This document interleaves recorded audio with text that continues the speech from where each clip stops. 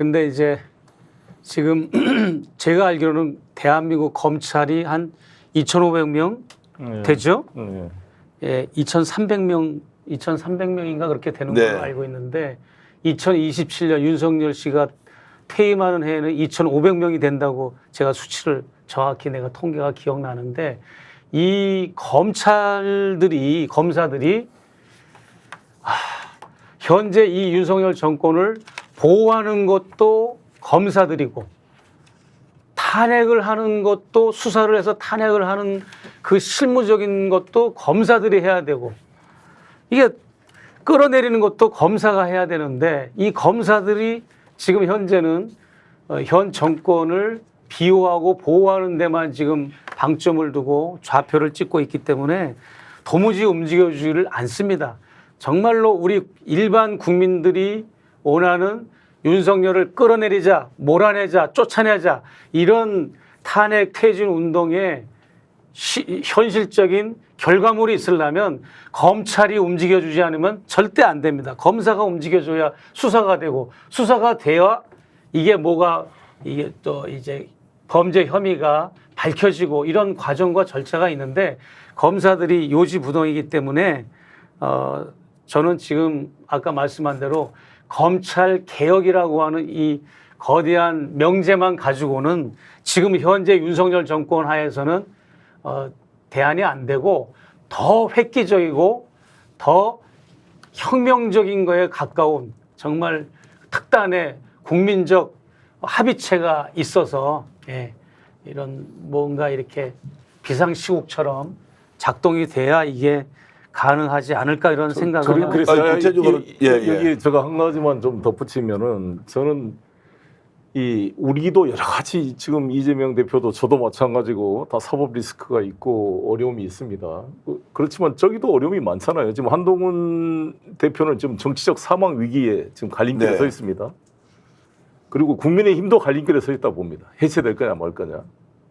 안철수 마찬가지고 이준석 마찬가지입니다. 그리고 심우정 총장도 검찰 조직의 존폐에 지금 기로에 서 있어요. 모두가 지금 서로의 위험부담을 안고 싸우고 있는데 여기서 우리가 전체 힘을 모아서 우리 국민들이 함께 행동해 준다면 저는 한동훈을 변화시킬 수 있다고 봅니다. 한동훈을 변화시킨다. 8명이 돌아왔으면 이번에 김건희 특검법, 최상병 특검법 통과시킬 수 있거든요. 지금 아마 다음 주에 거부권 행사하겠죠.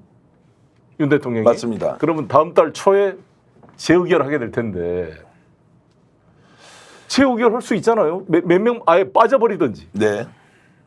제적 의원의 3분의 2가 과반수 참석에 3분의 2가 찬성하면 재의결할 수 있을 거 아닙니까? 그러면 저는 충분히 가능할 수 있기 때문에 한동훈도 저는 안 할 수가 없을 것이다. 자, 이 문제 이제 집중적으로 다뤄봐야 하는데요. 검찰 조직 썩었다. 아니 반국가적 단체가 되었다. 국민들은 저항할 권리까지 있다. 이것은 헌법에서 보장한 저항권이다. 라고 해놓고 아까 특별한 대책이 필요하다는 것은 다음 기회에 한번 듣기로 하고요. 자, 그러면 이제 다음 주 금요일까지 대통령이 거부권 행사를 해야 합니다. 금요일이 10월 4일입니다. 민주당이 오늘 밝혔습니다. 5일, 6일, 토요일, 일요일 날 국회 열자. 본회의에서 바로 한다. 왜냐하면 10월 10일이 지금 선거법 공소시효가 끝나기 때문에 김건희 여사의 총선 개혁과 관련된 거 이번에 끼워 넣어야 된단 말이에요. 자, 그러면은 10월 5일, 6일 날 국회 본회의 열어서 자, 국민의힘 다 온나 한번 해보자 이거. 요렇게 지금 이제 민주당 밀고 가고 있습니다. 자, 오창익 대표님 전망 어떻습니까? 특검 통과 전망, 제 의견. 저는 박근혜 탄핵을 생각해 보면 된다고 봅니다. 박근혜 대통령을 탄핵할 때 표가 지금처럼 8표, 7표 모자란 게 아니었거든요. 굉장히 많이 모자랐는데 어떻게 했습니까? 국민의힘으로 돌파했습니다. 근데 송영길 대표 말씀하신 것처럼 지금 이재명 대표나 조국 대표가 정말 전면전을 해야 될 상황인데 본인들 입장도 그래요. 그런데 곡성이나 영광의 군수가 어느 당이 되는 게 무슨 상관입니까? 아무나 하면 어때요? 그리고 변별력도 모르겠어요. 만약에 부산 금정이나 인천 강화처럼 약간 야당 입장에서 험지에서 싸우기 위해서 굉장히 그저게 공을 들이고 한다면요, 저는 진일보 하는 거기 때문에 앞으로 나간다고 볼 수 있는데, 아니 전라남도에 가서 뭐 하는 짓이에요? 짓이라는 표현을 했습니다. 그러니까 훨씬 더 어려운 상황에서도 박근혜 탄핵이라는 새로운 역사를 만들었던 민주당이 그리고 민주당이 우당인 조국혁신당이 지금 너무 좁은데 사로잡혀 있다. 이게 정치도 아니야. 아주 작은 정치. 그러니까 눈에 뭐가 씌인 거예요, 지금. 봐야 될 걸 못 보는 거예요. 맞습니다. 저는 조국혁신당이 이번에 지방선거, 이 보궐선거에 출마를 안 했어야 된다고 봅니다.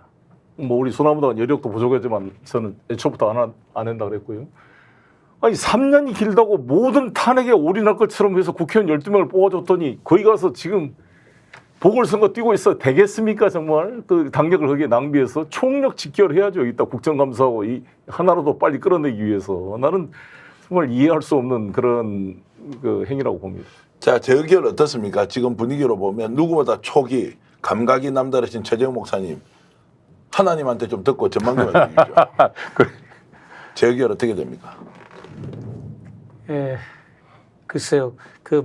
저도 제 얘기를 케이스로 들자면 저는 여러 시민단체는 많이 무력화됐다고 봐져요. 특히 구체적으로 내가 명시하겠습니다. 참여연대 같은 시민단체도 과거에는 어떤 부정한 사건이 발각되면 해당되는 그 기관을 고발하는 걸 많이 했는데 요즘은 고발하는 거는 중단하고 이제 다른 컨셉으로 참여연대도 하는 것 같더라고요. 그래서 시민단체들이 많이 무력화되고 그랬어요. 그래서 뭘 말씀드리려고 하는가 하면 윤 대통령이 27회나 되는 민생 토론을 통해서 관건선거, 선거중립법을 위반했는데도 어느 누구 하나 고발하는 단체가 없는 거예요. 그래서 저는 그 고발하는 단체와 협의해서 제 고발자 이름으로 저는 안 넣었지만 국회에서 고발 행사를 제가 이제 같이 공동으로 치렀고 며칠 전에는 김건희 씨가 총선 개입한 거 한참 서울의 소리나 이제 뉴스토마토에서 끌어올랐지만 잽싸게 아까 말씀한 대로 10월 10일 날이 공소거든요. 이 총선. 그래서 얼른 고발 회견을 또 했습니다. 그래서 난 대통령 부부를 다 고발하는데 국회에서 주도적인 역할을 했는데 사실 이것도 늦었어요. 왜냐하면 공소시효가 10월 10일이지 이게 경찰에 접수되고 수사하고 그렇게 되려면 9월 중순 때 모든 게 맞춰졌어야 됐습니다. 그래야 이게 10월 10일 날 공소시효 되는 거에 합당하게 되는 겁니다. 내가 말 표현이 좀 잘못됐는데 그래서 이제 이게 대통령이나 여사를 총선 개입과 관련돼서 부정선거, 관건선거, 선거중립법 위반으로 하려면 최소한 9월 중순 이전에는 했어야 이게 이제 정상적인 이렇게 이 수사나 이런 게 되는 건데 지금 5일이나 6일 국회 열자고 얘기. 네, 지금 이제 국회에서 이제 논의가 되고 있습니다. 예. 근데 그것이 정말 관철돼야 된다고 저는 생각을 하고요. 예.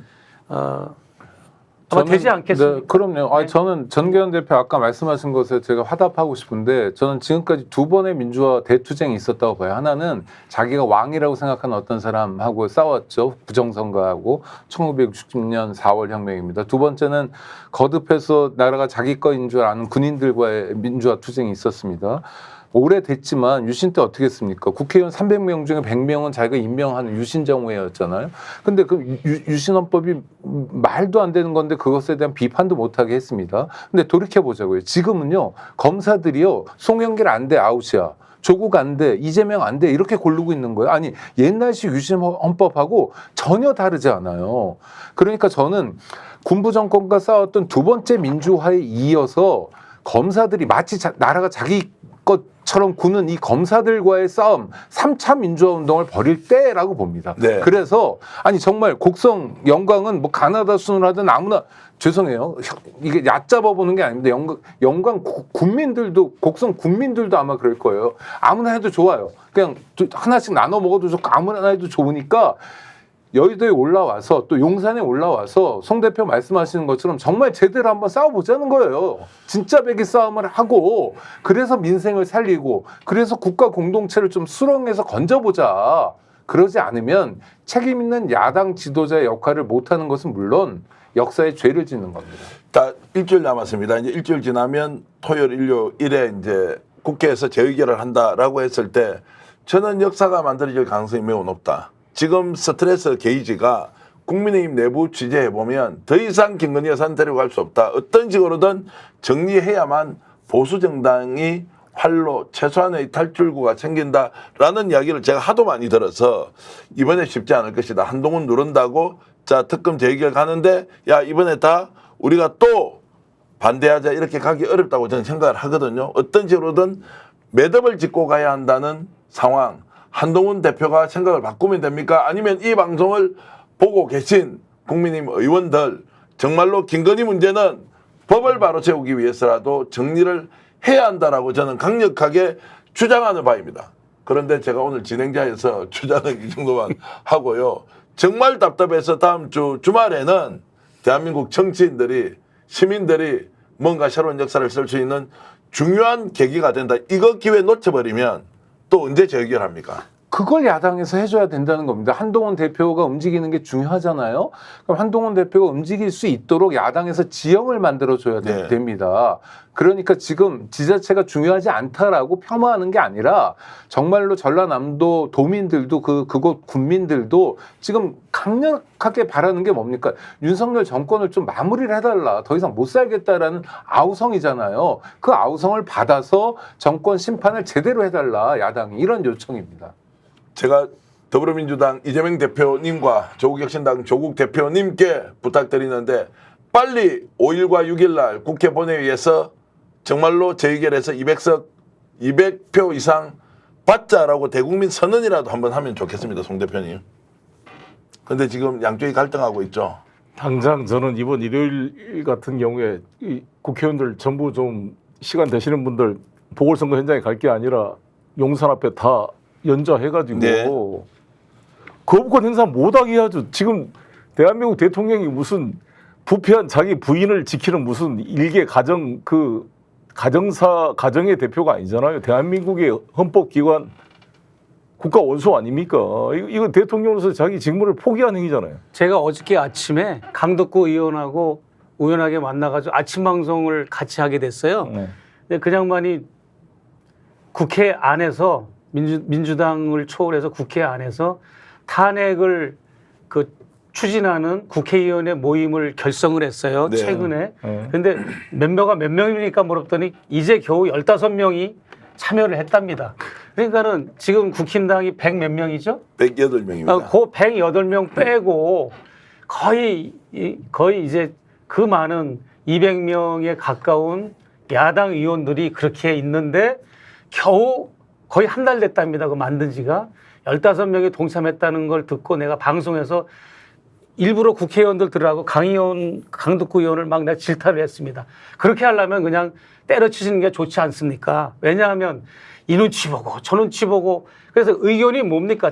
여기에 동참 안 하는 국회의원들의 저희가 뭡니까라고 물어보면 조금 더 지켜보자는 정권을 조금 더 지켜보자는 의견이 대다수라는 겁니다. 여기 가입하라 이렇게 종용을 하고 권고를 하면 그래서 내가 참 너무 어이가 없어가지고 처음에 국회의원이 되려고 왔을 때 그 본인들이 유세 때 했던 얘기 윤석열을 반드시 탄핵하겠습니다라고 그 유세 때 외치던 결기들은 다 어디 가고 이제 자기들의 당리당략이나 기득권 이런 걸 다 재면서 윤석열 탄핵은 구호만 거창할 뿐이고 실무적인 거에서는 지금 안 한단 말이죠. 아까 말한 대로 그 지방 보궐선거 그거 뭔 의미가 있습니까? 한두서 그거 뭐 누가 하든 상관이 없는 그거 가지고 서로 비방전을 벌이고 하는 거 보고 내가 기가 막힌데 한 가지만 제가 마지막으로 제안하겠습니다. 뭐냐면 이미 정해져 있어요. 이게 2016년으로 알고 있는데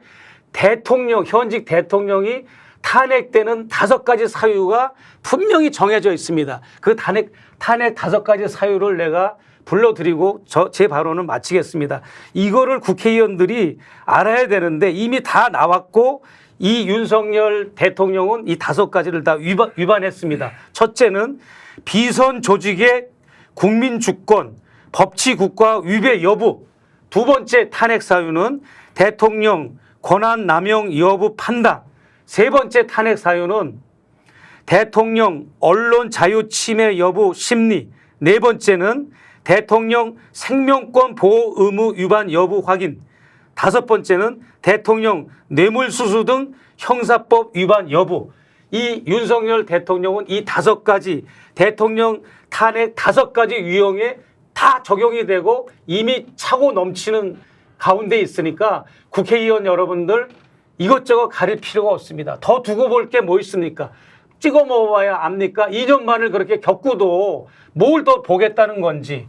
올 가을이 지나면 내가 볼 때는 탄핵 폐지는 힘들어요. 예, 힘드니까 얼른 이제 송 대표님 말씀대로 내일 뭐 보니까 프레스센터에서 하루 종일 뭐 국가 원로들 이런 분들이 뭐 이제 행진도 하고 성명도 발표하고 투쟁을 하고 촛불 집회가 산발적으로 여기저기 왕성하게 주어지고 저도 막 청주에 내려갑니다. 이 토요일 날 저기 일요일 날 내려가가지고 청주에서 또 이렇게 연사로 불을 붙이고 할 텐데 지금 이 민중들이 이 깨어있는 시민들이 이렇게 들끓고 있는데 국회의원들이 주판을 탱기고 계산기 두들길 때냐 이 말이에요 지금. 예? 자, 그래서 정환식님은 100만 촛불 집회 위에 국회의원 단식 투쟁하라 이렇게 말씀 주셨고요.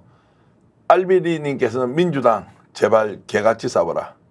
조국 최빙선이라고 기본사회님 말씀 주셨고요. 짱돌님께서는 송영길은 윤석열과 검찰 눈치 안 보고 강력하게 싸우고 있다. 그리고 단식 투쟁은 이럴 때 해야 한다. 제2환희님. 그리고 김소환님께서는 우리 스픽스도 열심히 싸우라고 이렇게 격려해 주셨습니다. 연계소모님, 안준성님, 그리고 몽실님, 성공님 모두 감사드리고요. 여러분들 의견 하나하나는 뭡니까? 더 이상 참을 수 없다.